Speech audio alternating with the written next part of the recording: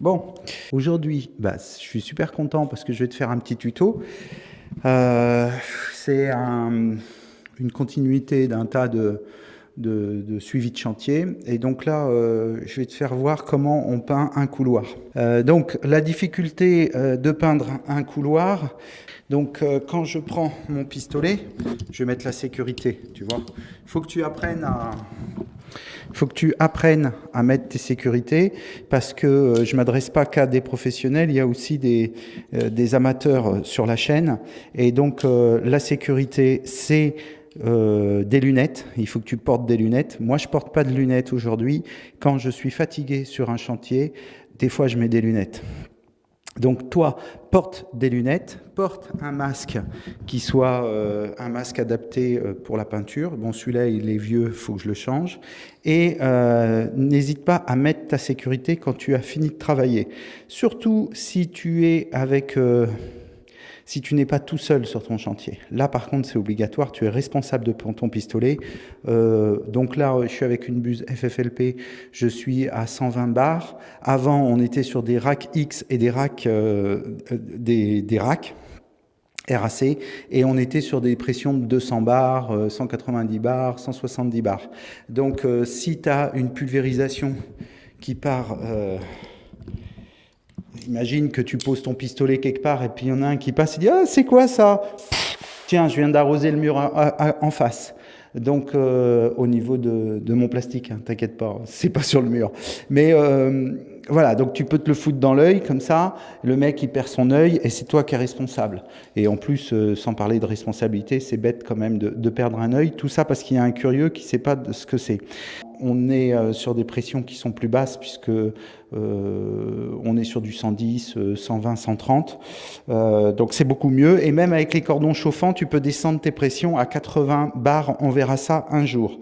Donc comment on fait pour peindre un couloir? Eh bien simplement, tu vois, si je me mets ici pour peindre mon couloir, comme ça, j'ai les fraises qui frottent de l'autre côté.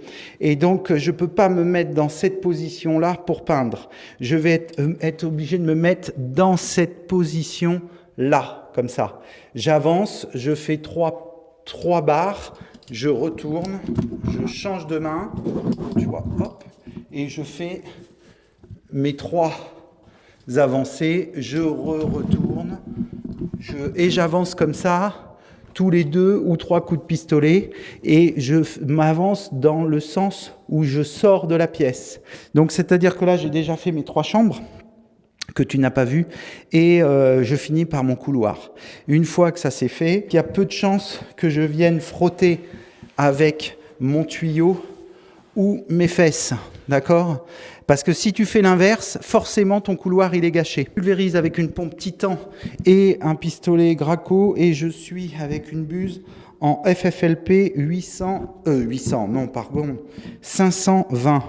500 c'est l'angle, 500 ça fait 50 degrés, et 20 c'est le diamètre de l'ouverture. Plus tu es petit, plus le diamètre est petit, plus ton produit, il faut qu'il soit fin et fluide. Voilà, donc là 520, je me suis mis en 520, j'aurais pu rester en 516 ou en 514. La seule chose pourquoi je me suis mis en 520, c'est que dans mon pistolet, il n'y a pas de filtre, et donc ça a tendance à se boucher au niveau de mon, comment ça s'appelle, de ma buse. Parce que sur la pompe Titan, elle est équipée d'un petit filtre, et tu as 3 ou 4 filtres différents, et vendus de base, j'en ai qu'un, et il faut que j'en rachète un qui soit avec un tamis plus petit. Voilà, donc je te ferai voir la prochaine commande, j'achèterai tous les tamis, voir exactement ce qu'on peut faire comme filtration.